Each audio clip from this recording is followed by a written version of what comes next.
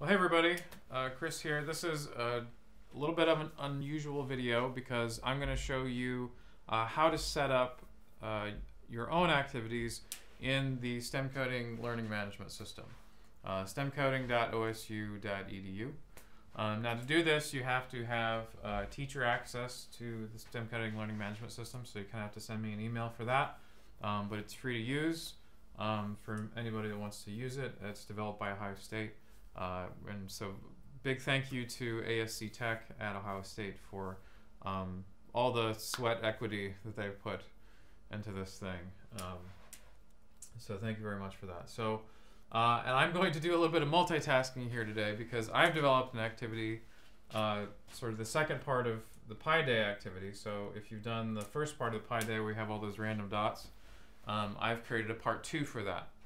And there's been various iterations of it, but it hasn't yet showed up on the YouTube channel. But this is what it looks like here. And the idea of it is that we're going to calculate pi by doing an expansion of arctangent. And so if we have a 45, 45, 90 triangle here, tangent is opposite over adjacent. And so tan theta here is equal to 1. And we know that the angle has to be 45 degrees, and so 45 degrees in terms of radians is, wait for it, pi over 4. So that's what this math is doing here. That's right. So, and so we know that the tangent of pi over 4 is equal to 1. And so what that means is that the arctangent of 1 had better be equal to pi over 4. And so that if we can just estimate the arctangent of 1, all we got to do is multiply by 4 in order to get the digits of pi. So this is sometimes called the Leibniz formula for calculating pi. Leibniz was one of the people that helped to invent calculus besides Newton. So I have written this up in an HTML web page because I like HTML, and HTML is a good thing. So there's a source code there. Very plain Jane HTML for the most part. Little tiny bit of JavaScript there, but my goal is to set this up not just in an HTML web page, but actually within the STEM Coding Learning Management System. So I'm going to outline how to do that today, so that the teachers out there, they can say, Chris, that's all very interesting, but I've got a better idea for a better activity than what you did, and I'm going to put it into the system myself. And so I want to encourage that, people tinkering with things, and so I'm going to show, you can watch me tinker. Now selfishly, this is a little bit of multitasking for me, so I need to do this anyway, so I'm not just doing this for sport, but let's go ahead and jump into it here. Hopefully you're at some page that looks like this. You need to be logged in as a teacher. And under the teacher tab, you can create your own programming lab as long as you have the teacher identity and you've emailed me and I've given you permission to have super teacher access. So teachers cannot create new programming labs, only super teachers can. And so I'm happy to give anybody super teacher access if they want to. Just be aware that your activities might be viewed by other teachers as well, because we can kind of all share what's there. And so I'm going to go ahead and create a new programming lab. Again, this is for the calculating the digits of pi with the series approximation.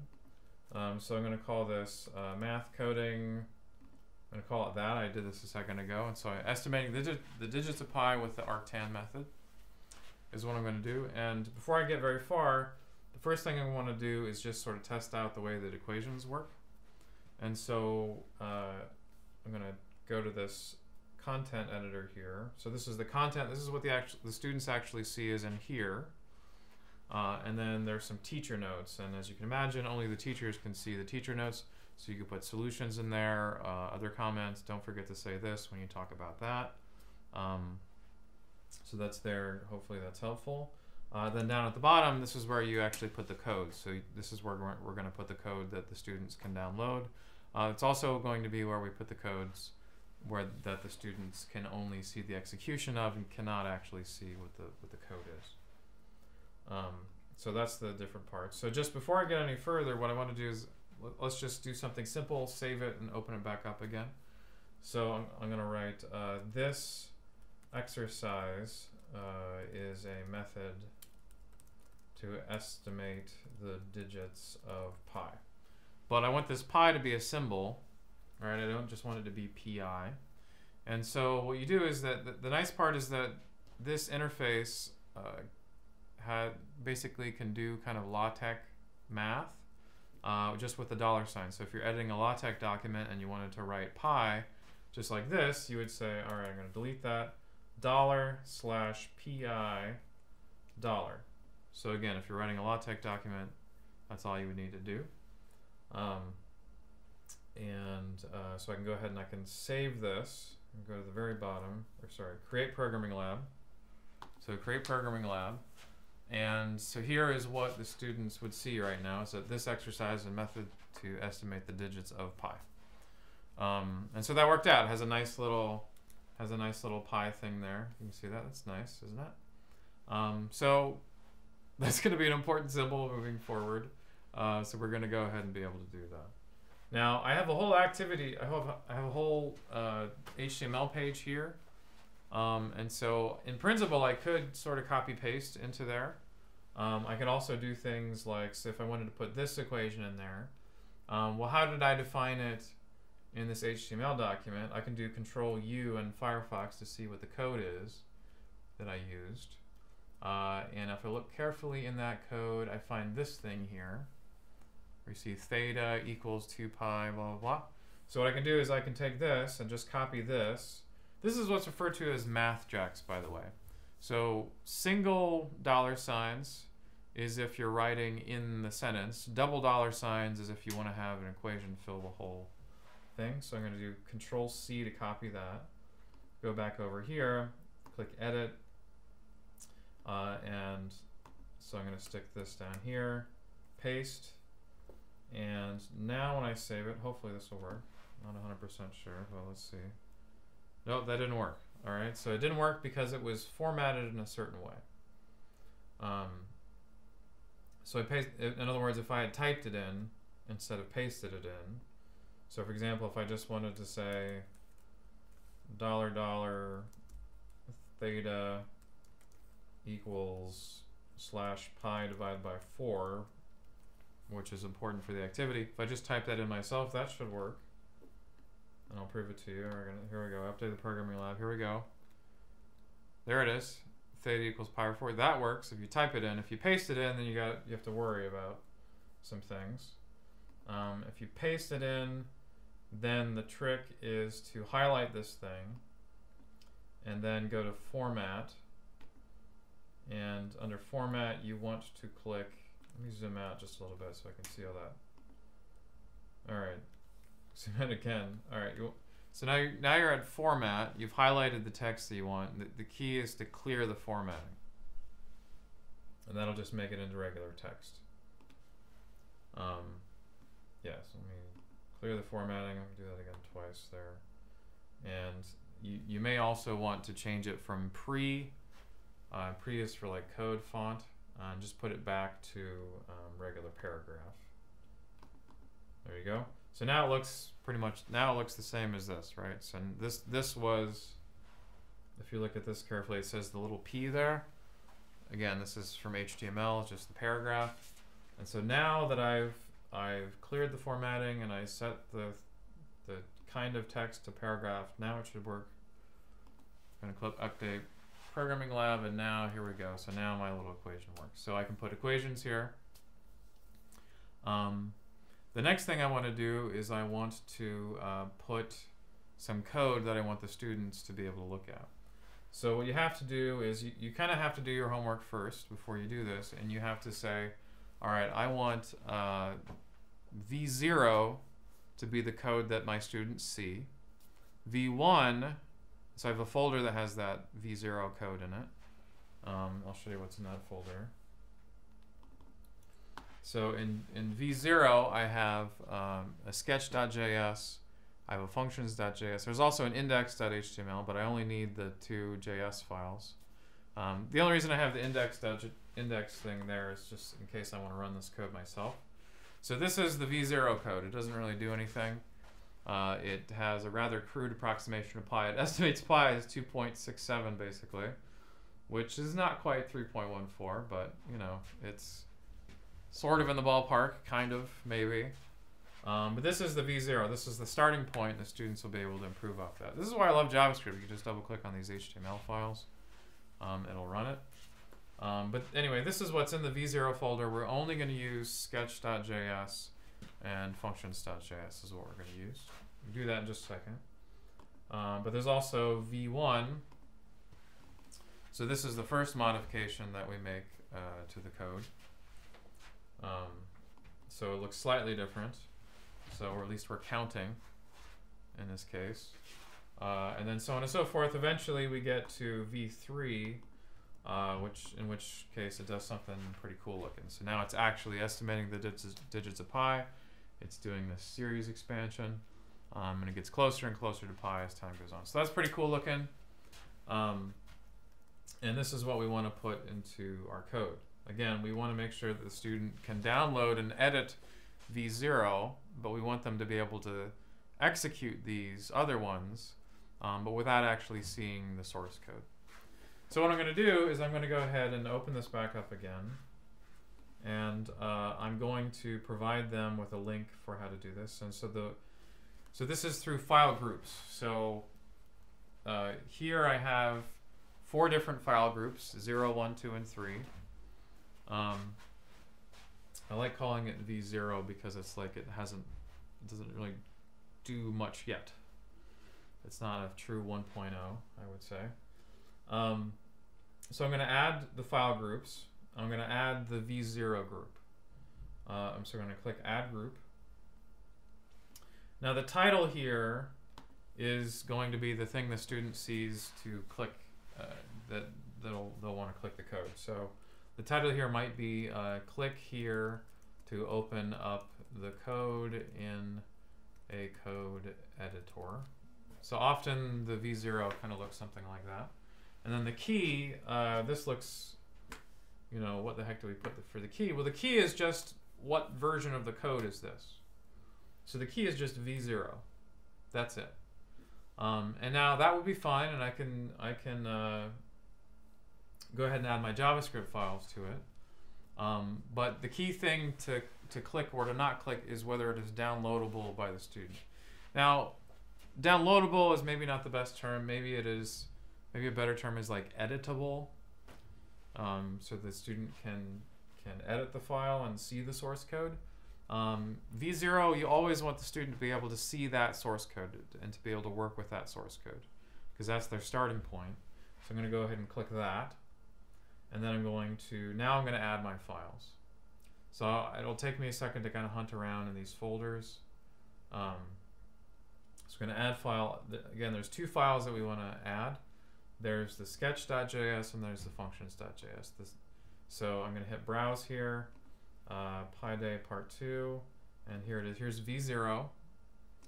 And the first file is the file that you want the students to see. And so usually that's sketch.js. So I'm going to double click on that one. But then I want to add another file, which is the functions.js. You can add as many files as you want. I think there's some activities. We have 4 different files there that do different things. So I'm going to add the functions.js, and that's it. There's also a style.css in there. We don't need that here. We already have that taken care of on the back end. So just these 2 JavaScript files, and now we're done. And that's it for now. So we've uploaded those files. The only thing we have to do now is click Update Programming Lab to see how this thing worked. So I've got my equations there. I don't yet have a link to the code yet, because I haven't put something in there to make it spit out that link. So for example, so if I want to do that, I go here, and remember that key that we put in? The key, remember, is V0. So if I want that to show up here, I have to do bracket V0 bracket. And it could be anything. It can be, you know, the name of the mascot for your school, you know, bracket name of mascot school. That's fine. But it has to be whatever key that you put in there. So I'm going to go ahead and stick that in there, and then I'm going to save this thing. And by the way, you can make this window larger if you need some more space to work. I'm going to click Update Programming Lab. And now, there we go. So now I can click here to open up the code to get, and I can just left click it, and sure enough, that gives me something that I sort of expected, right? Now the thing is that you cannot edit this code at this point. You are logged in as a teacher, and you're setting this up for the student, so you cannot. There's no like edit button for you for this code. So my advice at this point is to, as a teacher, go ahead and create a course, add this programming lab to that course, a course that only has one activity in it, and then create another account as a student account with a different email. It can be any email, Gmail, whatever you want, and then you can go in and see how it looks. So I might try to do that in a minute, but in any case, don't be shocked if you can't immediately edit this code or things like that. Excuse me. Right now it looks great. This is exactly what it should be doing. Okay, and it's telling you that the downloads are enabled for these students, and so that's what we want to do. We want to make sure the students have something to start with. If we had not clicked that download button, then it would say, you know, disabled, and then up at the top it says that phrase that we're clicking, the highlight, things like that. Okay, so that works. So now our students have something you can start from. Now we want to add things in there that after a certain point the program should behave in a certain way. But we don't want them to be able to see the code. So to do that, it's a very similar exercise. So I'm going to go down here and we're going to add another file group.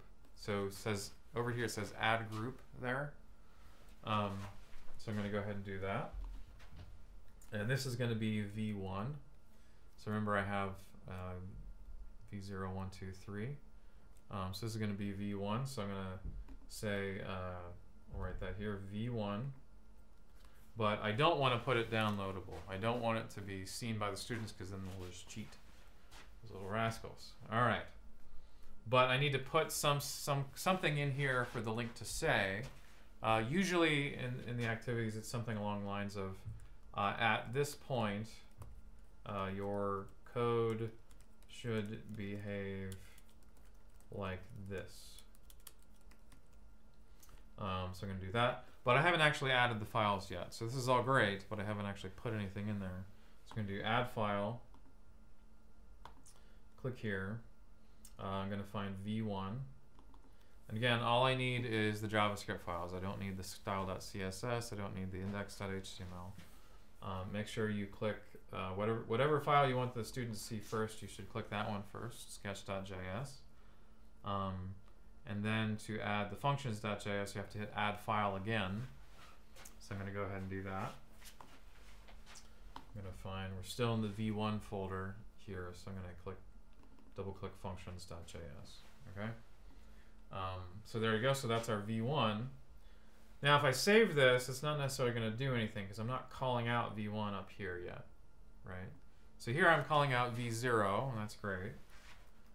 But I wanted to call out V1, so I'm going to say do some stuff to the code, think about this or that, and then once they've done that stuff to the code, then at this point we want them to see how it should behave because we want them to have these little baby steps and be able to check themselves. So now I have bracket V1 bracket. And so if I click save, it should do what I typed into there. So this one is click to open it up in the editor. This one is, at this point, your code should behave like this. So I'm going to go ahead and click on that one. And there we go. And so it says file downloads are disabled for students. Let me do a control minus to see the whole thing. File downloads are disabled for students. So students can see this code executing, but it can't actually see. They cannot actually see the code that's behind it, and so they get that feedback that they need, but they don't get the answer that they want. They need to come up with that on their own. And so this again, this looks great. So that's the V0 and the V1, and I can keep on doing this. I can add more content. I can say V3, V4. let me just skip to the end. And so what I'm going to do is I'm going to say, after you make bunches of changes to the code, so I'm going to go ahead and skip V2 and just jump to V3.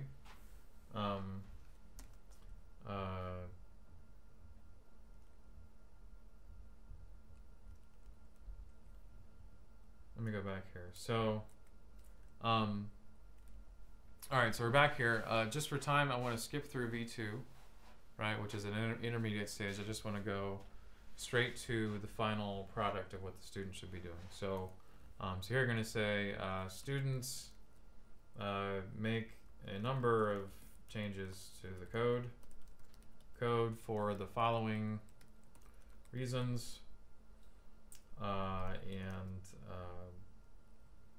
try to calculate the digits of pi, and now I'm going to give them the final product. So I'm going to do I'm going to go ahead and add the final group, and I'm going to say in the end your code should, make this bigger, should behave like this, not look, but behave, because like this. And so that's going to be V3, remember. And again, I don't want to click downloadable because I don't want them to see the source code for how this is going to work, because that defeats the whole purpose of trying to educate them, right? So this is V3. I'm going to go ahead and add my files. It's not going to do anything until I add the files, right? So file 1 is, here we go, V3 folder, sketch.js. I'm going to add one more file, which is the functions.js. And then I'm going to go ahead, I'm going to click save, but I forgot to do one thing, which is I forgot to put an actual bracket here so that it actually shows up. So I'm going to go bracket V3, and now it should say, when I click save, that here's how to get the final version. All right, so I'm going to update programming lab. And now here, there's a third link that says, in the end, your code should behave like this. So I can go ahead and click that thing. And, you know, I don't necessarily see the source code for this, but it looks good. It's doing the interesting thing that we hoped that it would. And we're just kind of sitting here and waiting for it to calculate the digits of pi better. By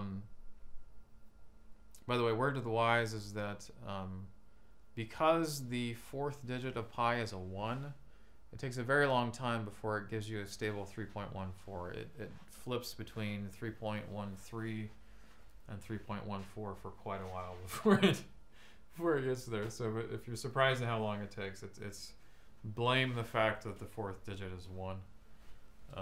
In any case, this is working. The students' downloads are disabled, like we hoped they would. And you can go into your student identity and just kind of check that it's there. So what I think I'm going to do is,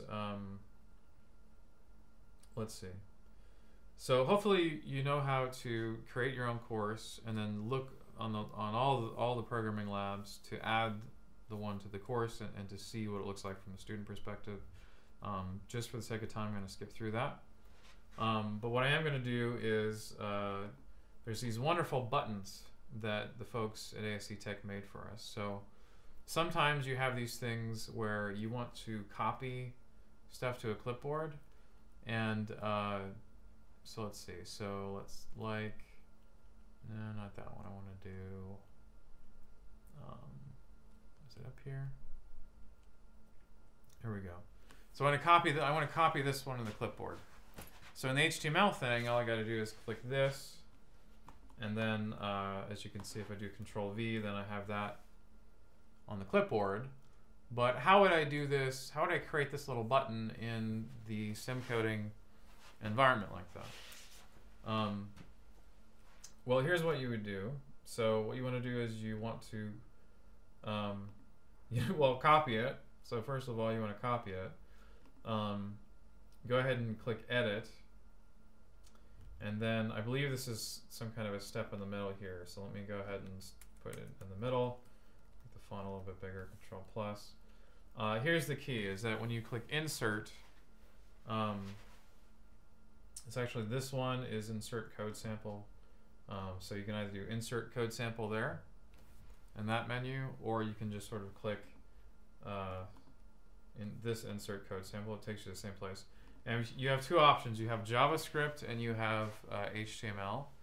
And I'll show you what happens if you do HTML. So HTML just gives you the code. It doesn't necessarily do what you want it to do. It doesn't give you a button to download it.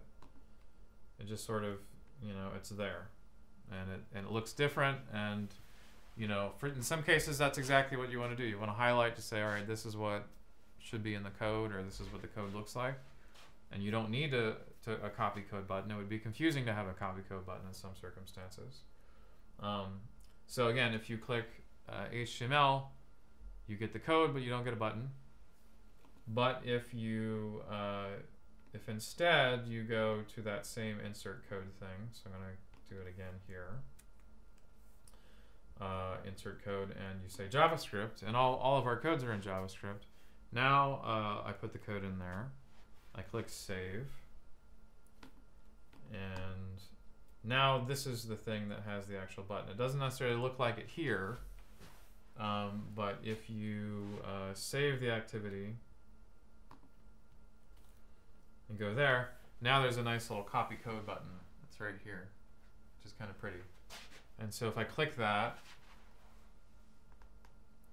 I gotta click that, and now I can go ahead and copy this thing over wherever I need it to go. So Control V copies it. If you don't believe me, I'll copy this. So that's there. Now I'm going to click this thing, and sure enough, that works. So these buttons are super helpful, and if you don't put them in there, the students are going to highlight whatever they think is the code, and they're going to accidentally get all sorts of extra symbols in there. That's going to cause bugs and cause problems. I will also say that these copy code buttons are a lifesaver if you're using iPads. And so many of my students at Ohio State use iPads, which is fine, but iPads are especially hard to highlight exactly the code that you want, copy it to the clipboard, paste it into the thing. So just being able on an iPad to tap that copy code button is just, I love it. We got this feature 6 months ago, and my life has never been better. So so that is the basics of how you would set up an activity, both in terms of putting in math, putting in code, putting in buttons, putting in all these sorts of things. And I can polish this. There's ways of putting in pictures. So yeah, there's ways of putting in pictures and things like that you can do. So if you notice that there's add image, insert, edit images, and things like that. So for example, I wanted to insert an image. I could give it a link, and so I'm going to go here, view the image here. So the link is like that, and so I'm going to give it that link. I'm going to give it a description for the screen reader is that this is a 45, 90 right triangle. And then I'm going to save it. And it's going to be too big, as you can see. But there's a nice little thing that can make it smaller. So I'm going to go ahead and do that. So you can go ahead and put pictures in there. It gives you just a lot of flexibility. You can put web links. There's all sorts of stuff that you can do with this. You can put videos. So yeah, so this is the basic elements of how you would create one of these activities in the STEM Coding Learning Management System, and which is a nice thing to do because it allows you to more easily check after the student submissions and run an actual course. With the other editor is fantastic. But it's not as easy to set up a course with it and to be able to check all these things like we do. So thanks for watching. I hope you find this helpful. I hope this is not quite as idiosyncratic as it could have been. But thanks for your attention.